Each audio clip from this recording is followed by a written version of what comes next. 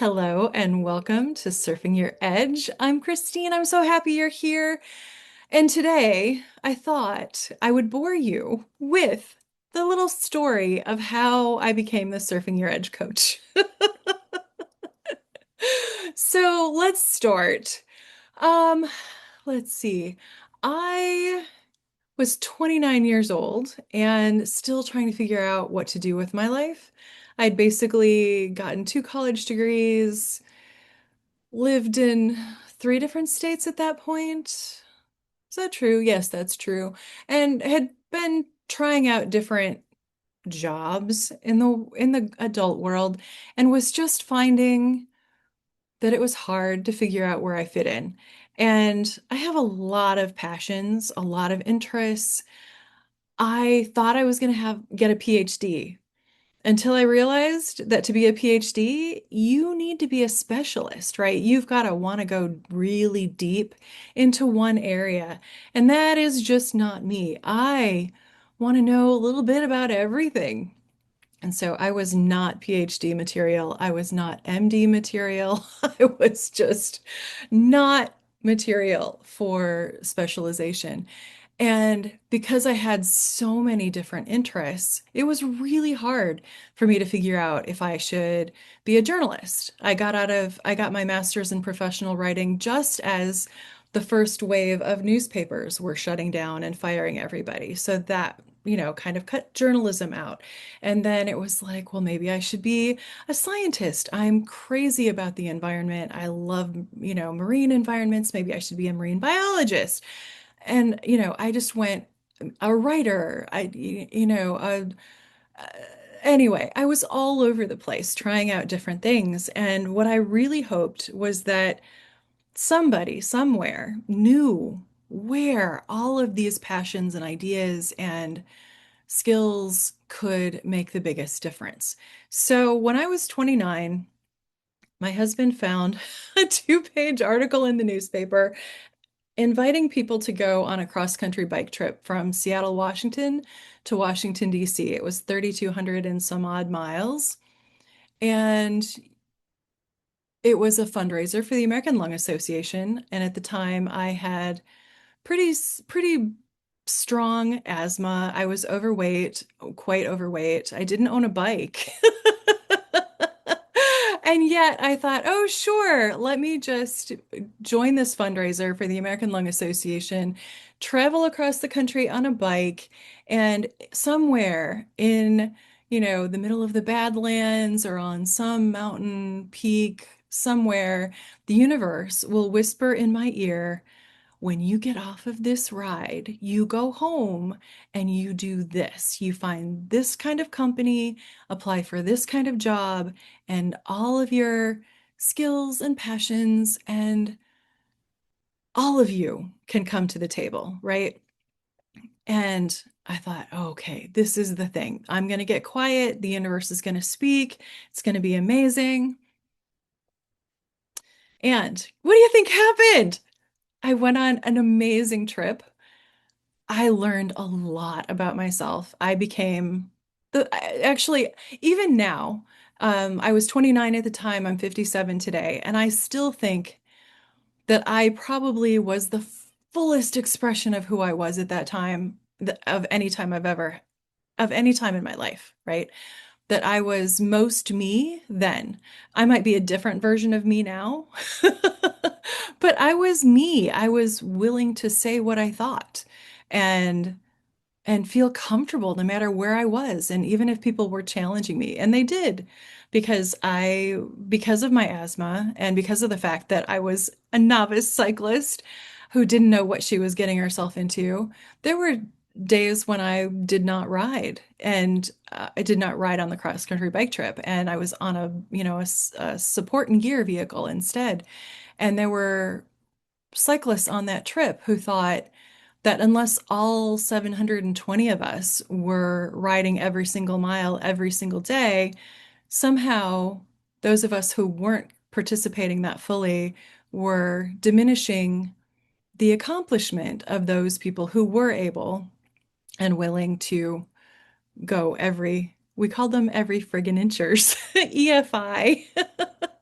And so there were some tense moments where people were like, you're bringing us down, and I was like, no, I'm contributing from whatever part of the community I'm in. I'm either, having some uplifting conversation on a bus, or I'm helping put up tents, or I'm doing something. Anyway, that was a digression. But the point of the story is that I went on this amazing trip and did not hear the universe whisper in my ear what I should do when I got off the ride. I had quit my job. I had no job to go back to. I had to figure out what I was going to do, and I had no clue. I was asking, what box do I fit in?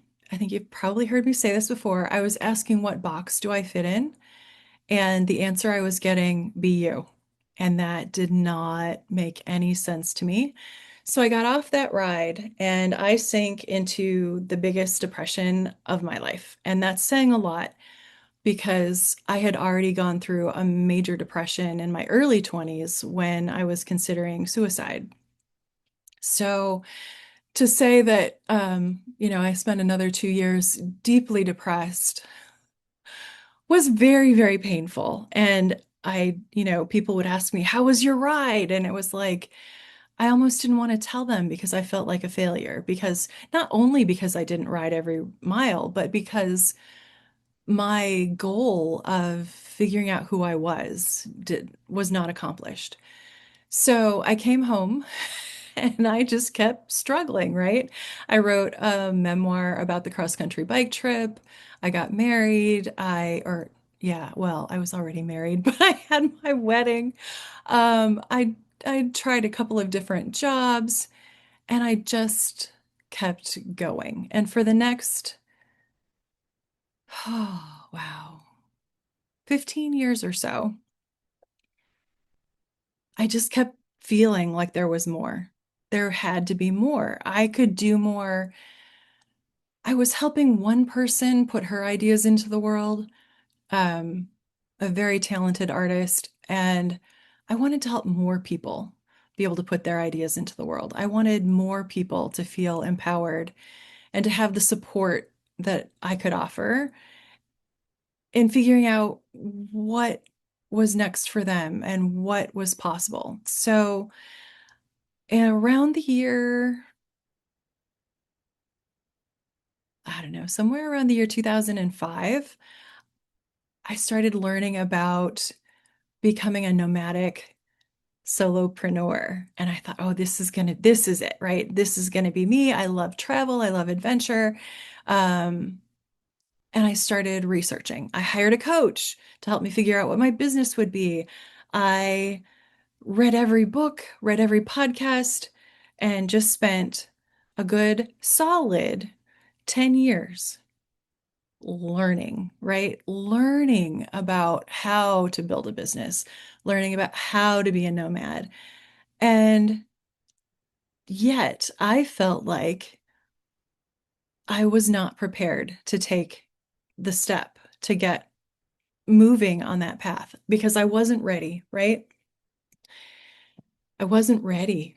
There was so much more I needed to learn and have in place and, you know, finances figured out and all kinds of things. So I spent 10 years circling and going into a job that on many levels was helping me become the person I wanted to be. I was learning and growing and becoming more confident and learning solid marketing skills and business skills. And yet, I was sick to my stomach almost every morning because I knew I was meant to be doing something else and I didn't have the courage to do it.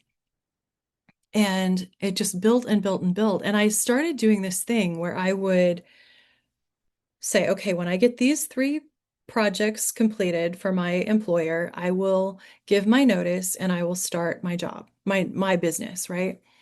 And I put that on the refrigerator. And I'd look at it every day. And the little, the deadline would come and go. You know, would have finished those three projects, and yet there would be three more projects that will have popped up in the meantime. So then that piece of paper comes down and three new projects go up because I'm a person who does what she says she's going to do, and I'm going to fulfill my commitments, and I'm going to help my employer get these things into the world. And I also am scared and don't know what I'm doing and don't know where I'd start. So let's just keep rolling. And I rolled that commitment to myself forward and forward and forward. And I lost more and more confidence that I could fulfill a commitment that I made to myself. I was great at fulfilling commitments to other people. I could not fulfill a commitment to myself.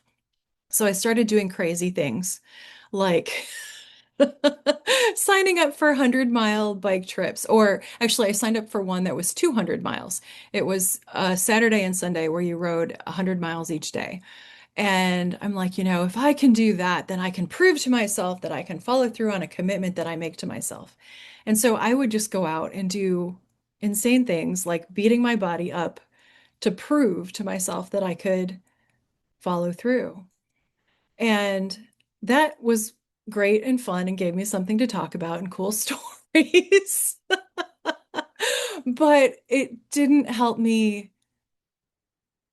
quit my job. It didn't help me start a business. It didn't help me even know where to start. And somewhere along the line, I heard the phrase, a path is made by walking. And I realized that I had been trying to figure out how to get from where I wanted to go, from where I was to where I wanted to go. And I wanted to have a complete pathway. I didn't want to waste money or time. I didn't want to risk failure in front of other people.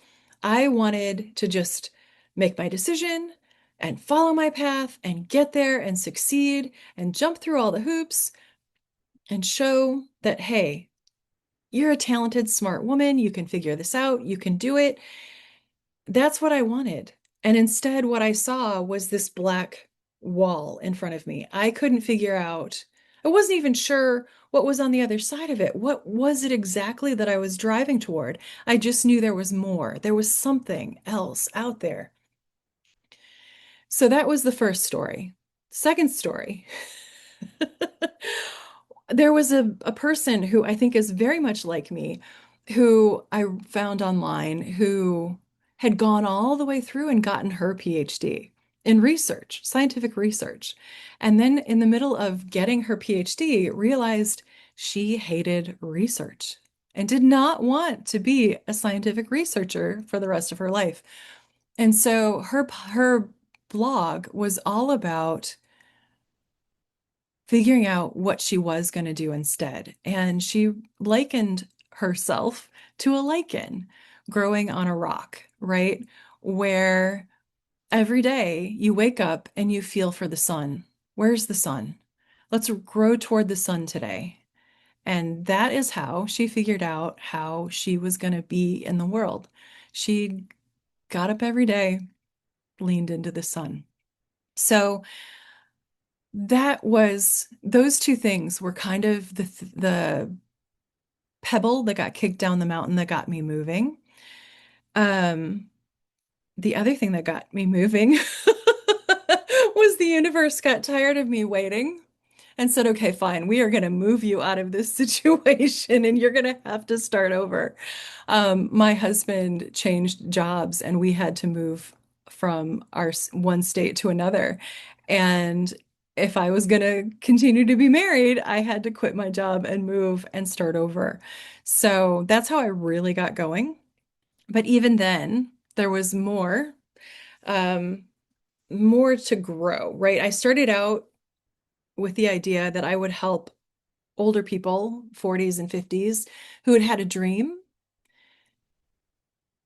and had to put it on a shelf because they got busy with life and they had families and they had a career and they had things that they had to do in order to keep the lights on and food on the table. And yet this dream was in the background. And I had this idea that I could help these people look at who they are now, look at the resources that they've developed, and re-envision what that dream might look like from their current position in life. And so that's how I started out helping people. And what I found was that it was a rare individual who was willing to look at that dream and bring it forward again. Most people were pretty content with the fact that nope, too late for that, and they put it on the shelf and they were happy to leave it there. So my business continued to evolve. And on the 20th anniversary of that cross-country bike trip was coming up, and I was 49 years old now. Yes, and I wanted to do something exciting and scary to commemorate that cross-country bike trip. And obviously, I didn't have the resources or the time to jump on a bike and go, on a cross-country bike trip again. So I needed to figure out what the next step was. Turns out the next step was I looked around at the thing that scared me the most, and I had been afraid of open water my entire life. I was a strong swimmer, and yet open water terrified me. And I had been doing cross country, or not cross country, I'd been doing sprint distance triathlons since the end of the bike ride, the big ride. Um, kind of as a way to help me get over that, but it hadn't quite worked. I would still get into open water and panic and have to overcome the panic in order to finish the race. So I was looking around and I said to a colleague at the time, I had taken a remote position, joined an amazing team of people, and I looked at a colleague and I said, I'd really like to do something like take people to learn to surf because that scares me. And, then we do this scary thing, we get out of our comfort zone, we learn about ourselves, and then we come home and I coach them after the trip to actually put into place the vision that they had while they were out there learning about themselves on the surfing trip. But it can't be surfing. And they're like, well, why can't it be surfing? And I'm like, because I would be terrified and I can't be a leader and be terrified. And he said, why not? And so that is how the Surfing Your Edge brand was born. I had one brave client sign up to go with me to Panama to learn to surf. It was an 8-day adventure. And then we had a 6-month adventure after that where we continued to work together to help her bring her new vision to life in her life. And this has already been quite a story, quite a long story. And if you're still with me, thank you. And if you would like to hear what happened in Panama when I went to learn to surf in the ocean during a lightning storm, join me for my next episode where we will continue the story and I will tell you a little bit more about the whole idea of what surfing your edge really means to me and how it has transformed the lives of some of the people that I love most in the world. Thank you for surfing your edge with me on your way to becoming your bigger, bolder, badass self. This week, choose one idea from today's show that made you curious or furious, challenged you, or made you want to try something different. Play with it and see what happens. I've always got a special gift for you, so click the link below to find out what it is and come back next week to catch a brand new wave. Until then, I am wishing you wonder.